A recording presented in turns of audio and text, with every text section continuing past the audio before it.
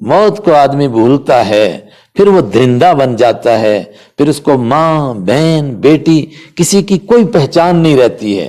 آپ ہی سنتے ہو کوئی دن نہیں گزرتا ہے جب دنیا کے کسی شہر میں کسی ماں کی عزت پر نہیں حملہ ہوتا، کسی بہن کی عزت پر نہیں حملہ ہوتا۔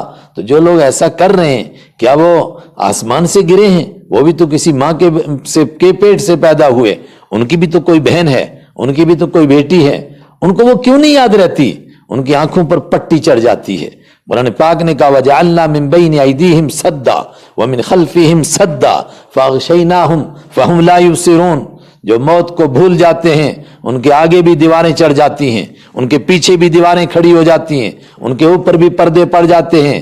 ختم اللہ علی قلوبہم، ان کے دلوں پر مہر لگا دی جاتی ہے۔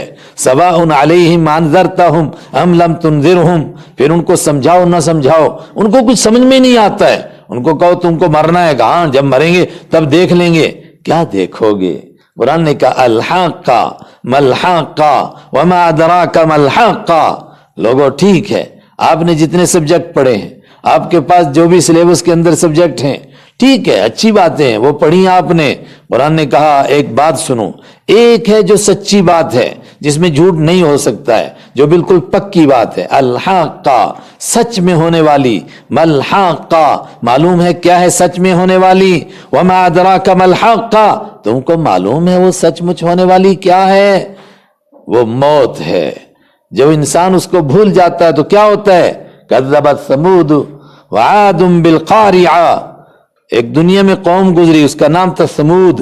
اگر آپ نے ہسٹری پڑھی ہے تو یہ گلف کے اندر قوم تھی، اور جب سعودی سے خیبر سے ہوتے ہوئے سیریا جاتے ہیں تو خیبر کے بعد یہ قوم آتی ہے، اور آج دنیا میں 6000 سال پرانی بلڈنگیں، یہ 6 دنیا کی پرانی بلڈنگیں ہیں، ان میں سے پہلے نمبر کی ان کی ہے، ابھی تک ان کے کھنڈرات موجود ہیں۔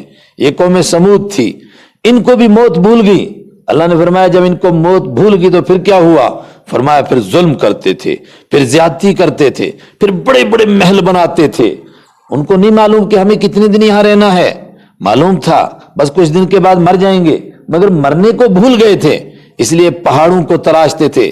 جابوا الصخر بالواد، جانتے ہو قوم سمود کو، جنہوں نے پہاڑوں کو تراشا، ان کے اندر اپنے محل بنائے۔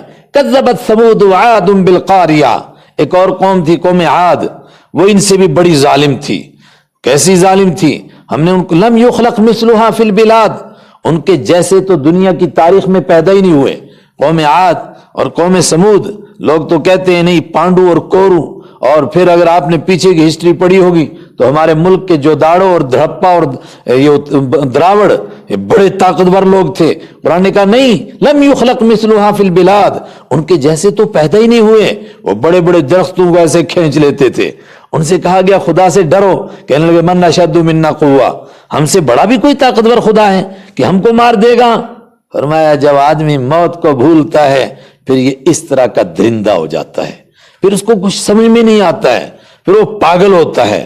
فَإِذَا بَطَشْتُمْ بَطَشْتُمْ جَبَّارِينَ، پھر اگر معمولی سی بات کے اوپر اس قوم عاد کی کسی کے ساتھ ٹینشن اور جھگڑا ہوتا تھا تو اس کی گردنوں کو یوں مروڑ کے نکال دیتے تھے۔ ان کو ترس نہیں آتا تھا۔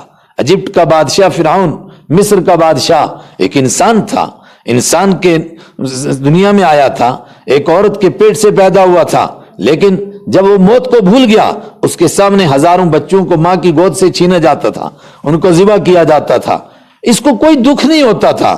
کیوں؟ اپنے مرنے کو بھول گیا۔ قرآن پاک نے کہا جو اپنے مرنے کو بھولتا ہے وہ فرعون بنتا ہے، وہ قارون بنتا ہے، وہ نمرود بنتا ہے، وہ قوم عاد کے جیسا بنتا ہے۔